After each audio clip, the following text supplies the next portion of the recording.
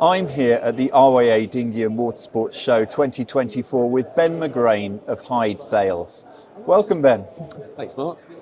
And here at the show, we're here with your Flying 15, which has been a hugely successful class for you so far. And what developments have you done with the Flying 15 this year? It's been very busy, really. We had a great year last year, which included winning the national championships.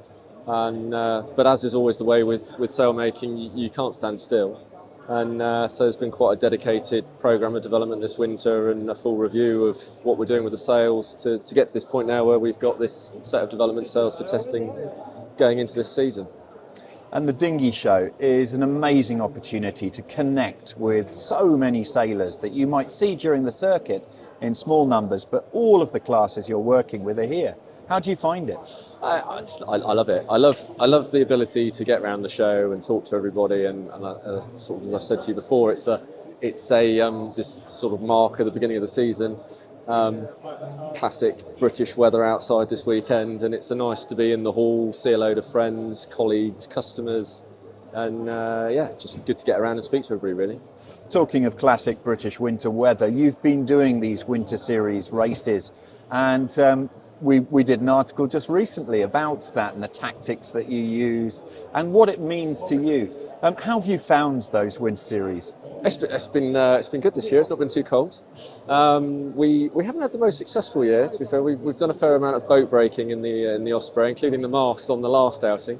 All part of the learning process. But I just think it's a good way to keep sailing through the winter, keep focused. And it is, to be fair, it's a key part of our development process of spending that extra amount of time on the water, working on the sails and the tuning guides, and a good chance to interact with the customers. And you really are working with some key classes, the Osprey there you just mentioned, the Flying 15, classes like the Solo. And what events are you focusing on this year? Well, more of the same in terms of mirror sailing. I don't seem to be able to get away from that one just yet. On to my younger daughter. And so we've got UK Nationals and Absolute Mirror Week and things like that. So that'll be really good. But the Flying 15 is a big focus for me now. Running through this year up to the Worlds, which will be in Weymouth in 2025. So that's going to be a really exciting one. But as is such with the class being as big and popular as it is, it's a capped entry and you've got to qualify. So there's a qualification series this year. So that's going to be a big focus. Word is the attendance figures at the Dinghy Show are very high, and this is really good news for the season ahead.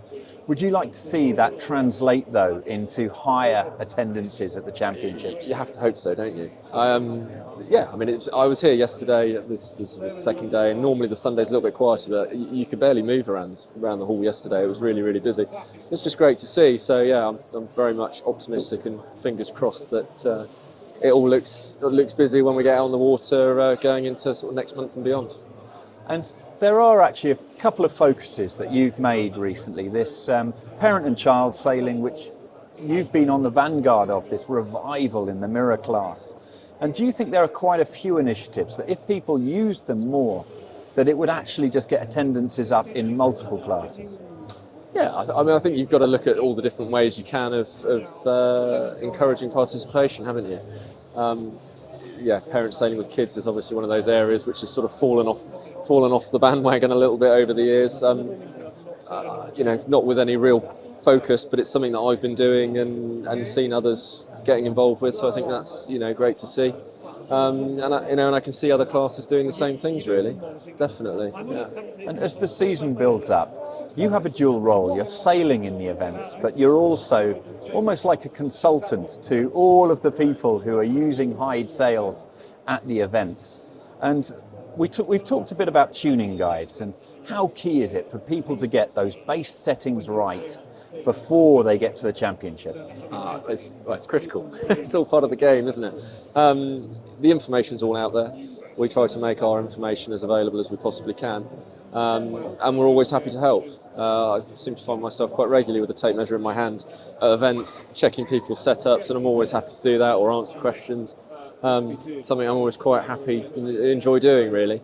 But yeah, I mean, the information's there for a reason, and to get the most out of the products, you've got to try and get those settings right, or as close to as you possibly can.